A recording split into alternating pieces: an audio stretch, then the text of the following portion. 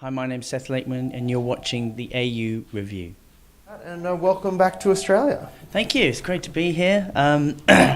Slightly spaced out at the moment just with jet lag, but yeah, no, we're very excited to be back here and playing music again. So. How long has it been since you were last here?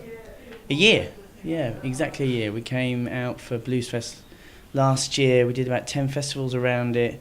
We ended up on a road trip for a month with the band, had a great time, drove from Adelaide all the way up to Brisbane.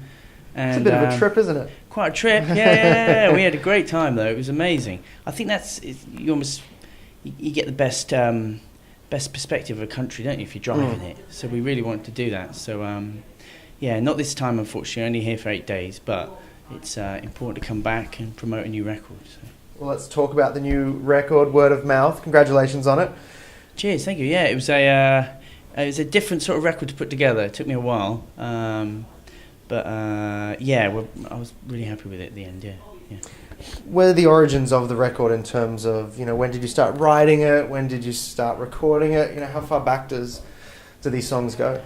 I guess it's about 2.5 years, and it was quite a journalistic approach to collecting, as we're doing now, interviews. So I basically collected about 100 interviews from around the southwest, around Devon and Cornwall and Dorset, and just reached out, asking people on Radio Devon, Radio Cornwall if they could come up with stories, and just trying to find the best characters and colourful stories from around the area. So I guess it's a way of preserving people's sentiments and songs, celebrating that. I guess it's got the roots of folk music to it, but with a way of kind of looking forward, So I was trying to do that in the best way possible, but it was a mammoth task to try and pick the best interviews, because once you start interviewing people, you get so many different aspects of life. There's a song about the Tolpuddle Martyrs, there's a song about a steam engine driver who went down to a preservation railway to talk to an old man down there who was quite emotional about his days working in the steam engines, and all sorts of people. A really inspirational woman called Rowena Cade who built an amphitheatre. There's just all sorts of great characters that play their part in that record, and that was Word of Mouth. And yeah, there's a lot of stuff that didn't make the record, which is not a shame, but you have to stop somewhere. Yeah.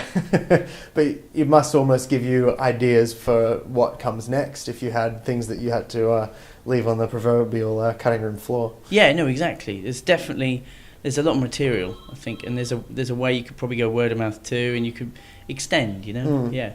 Where did that concept originally come from? I guess I was listening to the radio ballads from the 60s. People like Ewan McCall put them together. It's just ways of incorporating concepts and people's lives. And it was, one thing I really enjoyed about doing Word of Mouth is actually taking the interviews and cutting them, editing them over the instrumentals themselves. So that was probably my... I really enjoyed doing that. I spent a long time with a radio producer, and we really enjoyed putting that together. So that has the kind of radio ballads flow, and Billy Bragg has just recently put he's segued a whole dialogue between it, so it's actually going to become a radio show for the BBC, so that's quite exciting as well. Very cool. Yeah, it's cool.